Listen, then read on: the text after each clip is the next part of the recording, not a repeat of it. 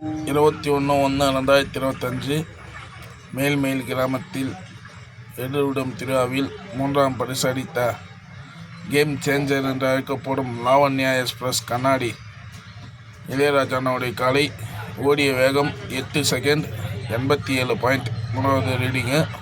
போன வருஷம் இந்த மேல்மயிலில் முதல் பரிசு அடித்த காலை கேம் சேஞ்சர் என்று அழைக்கப்படும் லாவண்யா கண்ணாடி எனக்கு மிகவும் பிடித்த காலை. வாங்க வீடியோக்குள் போகலாம்.